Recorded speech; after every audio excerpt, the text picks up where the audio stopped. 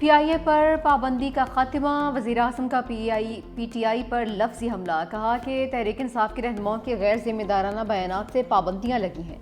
पाकिस्तानी प्रवासों पर पाबंदियों से मुल्क की साख को नुकसान पहुँचा। पाबंदियों का खात्मा बरतानिया में मुक़ीम पाकिस्तानियों के लिए बाइस इत्मीनान है। ख्वाजा आसिफ ने कहा कि बानी PTI और गुलाम सरवर ने PIA को कब्रिस्तान बना दिया था। गुलाम सरवर ने रियासत के खिलाफ जुर्म किया, आज तक कोई वजाहत भी नहीं दी। कौमी वक़ार मजरूह हुआ, इसका जिम्मेदार कौन है? वज़ीर-ए-आज़म की कोशिशों से PIA की साख बहाल हुई है। पाकिस्तान का नाम एयर सेफ्टी लिस्ट से निकाला जाना बड़ी कामयाबी है। गुलाम सरवर के एक बयान में PIA के लिए कई दरवाजे बंद किए। PTI के दौरे हुकूमत में पायलट्स के जाली लाइसेंस का स्कैंडल। 2020 में लाजमी लाइसेंस टेस्ट में धोखाधड़ी के शुबे में 262 पायलट्स को ग्राउंड किया। कौमी असम्बली में PIA पायलट से मुताल्लिक बयान से कौमी एयरलाइन को पाबंदियों का सामना करना पड़ा। अमरीका, यूरोपीय यूनियन समेत कई दीगर ममालिक ने प्रवासों पर पाबंदी आयद की। कौमी एयरलाइन को अरबों रुपए का नुकसान उठाना पड़ा।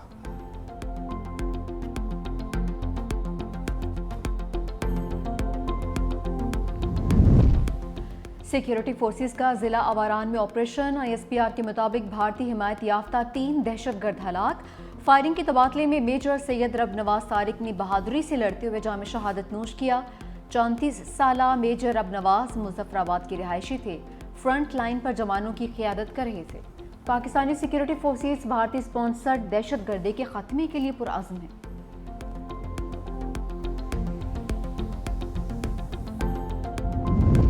बलोचिस्तान में दहशतगर्दों का वार। कल्लात में मुसाफिर बस पर फायरिंग, 3 अफराद जाँ बहक, मुतअद्दिद जख्मी। फायरिंग का निशाना बनने वाली बस कराची से कोयटा जा रही थी। सदर आसिफ अली सरदारी के कल्लात में दहशतगर्द हमले की मजम्मत। कहा, बेगुनाह आम शहरियों को निशाना बनाना इंतहाई सफाकाना और काबिल मजम्मत फेल है। वज़ीर-ए-आज़म शहबाज शरीफ का मासूम शहरियों की शहादत पर इजहार अफसोस। कहा, दहशतगर्दों को बहुत सख्त कीमत अदा करना पड़ेगी। वफाकी वज़ीर दाखिला मोहसिन नकवी की जख्मी मुसाफिरों की जल्द सेहतियाबी के लिए दुआ। वज़ीर आला सिंध मुराद अली शाह के कल्लात में फायरिंग के वाक़े की शदीद मजम्मत। कहा, मासूम मुसाफिरों को निशाना बनाना इंतहाई वहशियाना अमल है। मशरिक़ वस्ता के फसादी इसराइल के शाम पर हमले। दारुल हुकूमत दमिश्क में सदारती महल पर बमबारी। सदर अहमद अल शरह को निशाना बनाने की कोशिश। वजारत दिफा की इमारत को भी निशाना बनाया। शामी वजारत सेहत के मुताबिक हमलों में 3 अफराद जाँ बहक, 34 जख्मी हुए हैं। इसराइली हमले के दौरान खातून एंकर खौफजदा हो गई। इसराइली वज़ीर दिफा ने बताया कि दमिश्क में तकलीफ दे हमले शुरू हो चुके हैं। शाम में कई दिनों तक जारी रहने वाली जंग की तैयारी की जा रही है। इसराइली इंतहा पसंद वज़ीर अतमा बिन क्वेर का अहमद अल शरा के खात्मे का मुतालबा। कहा कि 2 रोज़ कबीले के लोगों के तहफ़्फ़ुज़ के लिए साम का सर काटना होगा। अमरीकी वज़ीर ख़ारजा मार्को रूबियो का शाम में इसराइली हमले पर तशवीश का इज़हार। बोले, शाम के जनूब मगरिब में तरोज़ और बदू कबाइल के तनाज़े के बायस शाम और इसराइल के दरमियान गलतफहमी पैदा हुई। अमरीका फ़रीक़ैन से राब्ते में है। चंद घंटों में जंगबंदी की जानिब पेश रफ्त होने की उम्मीद है।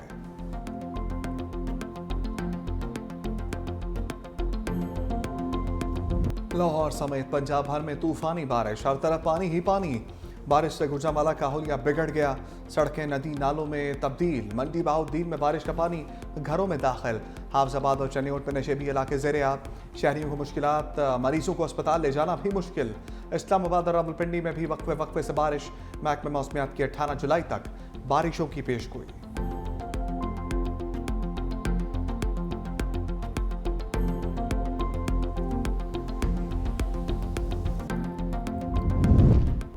लाहौर गुलबर्ग में बारिश से सड़क पर शगाफ पड़ गया। एमएम आलम रूट पर सेवरेज और गैस पाइपलाइन मुतासर। दरख्त और टेलीफोन एक्सचेंज बॉक्स भी शगाफ में गिर गया। इस्लामाबाद में भिटाई रूट पर दरख्त जड़ से उखड़ गया। 2 गाड़ियां भी दरख्त की जद में आ गईं। कोई जानी नुकसान नहीं हुआ। दरख्त गिरने से सड़क ट्रैफिक के लिए बंद। शहरियों को आमदोरफ्त में मुश्किलात।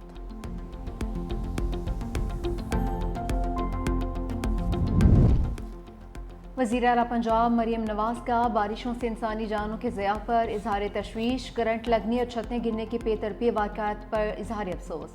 बिजली की पोल, लटकते तार और दीगर बकी तनसीबात से दूर रहने की अपील। कहा, जाम बहक होने वाले अफराद की अहले खाना से दिली हमदर्दी है। बारिश के दौरान खस्ताहाल इमारतों में रिहाइश से गुरेज किया जाए।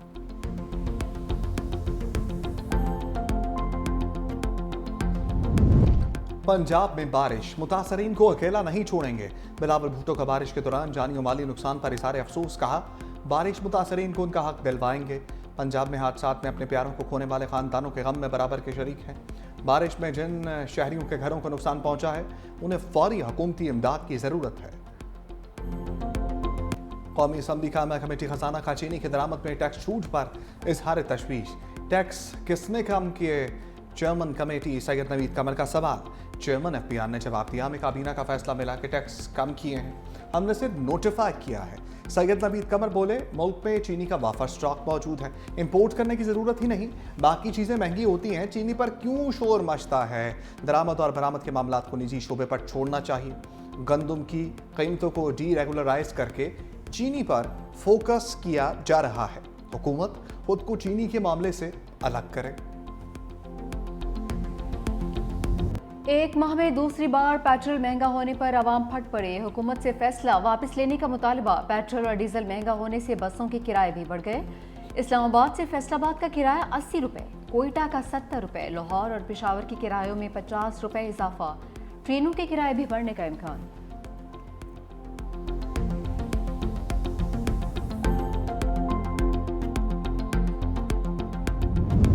बानी पीटीआई से नारवा सलूक फौरी बंद किया जाए। चेयरमैन तहरीक इंसाफ बैरिस्टर गौहर की मीडिया से गुफ्तगू, कहा बानी पीटीआई तक पार्टी लीडर्स और वकला की रसाई दी जाए। चीफ जस्टिस से मुतालबा करते हैं रहनुमाओं के खिलाफ रात तक चलने वाले केसेस पर एक्शन लें। तहरीक इंसाफ को इंसाफ दिया जाए। इलेक्शन कमीशन का रवैया इम्तियाजी सलूक पर मबनी है।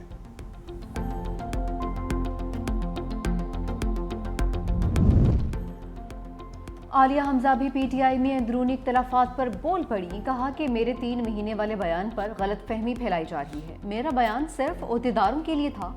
बानी की रिहाई के लिए तहरीक पर कोई इख्तलाफ नहीं है। ये तहरीक 5 अगस्त को उरूज पर होगी। तहरीक सड़कों पर भी होगी और सिविल सोसाइटी के साथ मिलकर भी चलेगी। जो 5 अगस्त को नहीं निकलेगा उसको डी नोटिफाई करेंगे।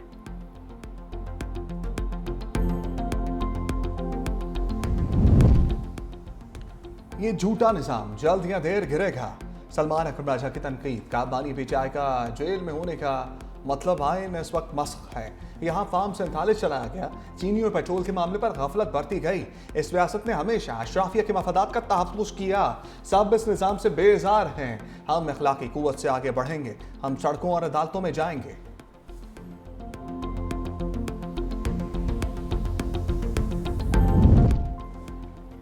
अलीमा खान का बुलावा आ गया। सोशल मीडिया पर रियासत मुखालिफ सरगर्मियों का इल्ज़ाम।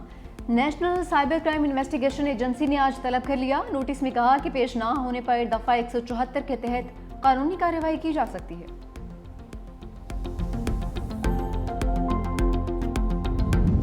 नायब वज़ीर-ए-आज़म इसहाक डार की चीनी वज़ीर ख़ारजा वांग ई से मुलाकात। सी पैक और 2 तरफ़ा ताउन पर तबादला ख्याल।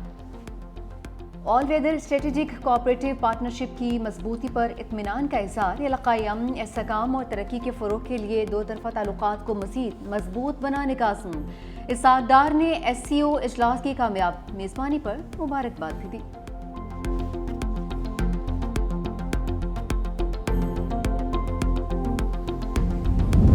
चीन की एक बार फिर ईरान के पुरअमन जौहरी प्रोग्राम की खुलकर हिमायत। बीजिंग में ईरानी वज़ीर ख़ारजा अब्बास इराक़ची की चीनी हममनसब से मुलाकात। वांग ई ने कहा कि चीन ईरान की खुदमुख्तारी, वक़ार और पुरअमन जौहरी तरक्की की हिमायत करता है।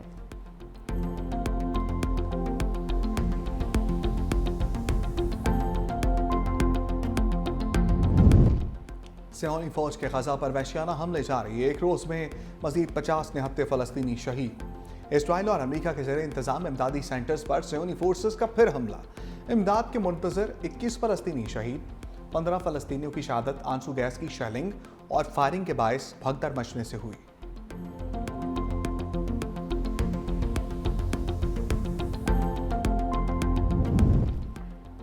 इसराइली वज़ीर-ए-आज़म को बड़ा सियासी झटका। नेतन्याहू पार्लियामेंट में अक्सरियत खो बैठे। एक और सियासी जमात ने हुकूमत से अलहदगी इख्तियार कर ली। अल्ट्रा ऑर्थोडॉक्स जमात शेस पार्टी के इख्तलाफात के बाद अलहदगी का फैसला। अमरीकी रियासत न्यू जर्सी और न्यूयॉर्क में बदतरीन तूफानी बारिशें। मुख्तलिफ हादसात में 2 अफराद हलाक हो गए। अमरीकी मीडिया के मुताबिक न्यू जर्सी के शहर पेलेन फील्ड में एक गाड़ी शराबी पानी में बह गई, जिससे सवार दोनों अफराद जान की बाजी हार गए। न्यूयॉर्क सिटी में भी जल थलेक हो गया।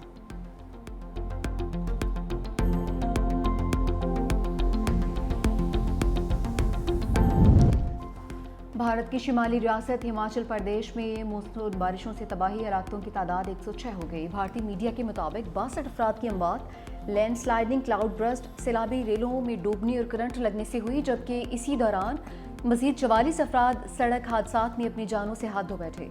शदीद बारिशों के बायस 22,000 मवेशी भी हलाक। रियासती वज़ीर आला की जानिब से हंगामी सूरत हाल से निमटने के लिए वफाक से इमदाद का मुतालबा।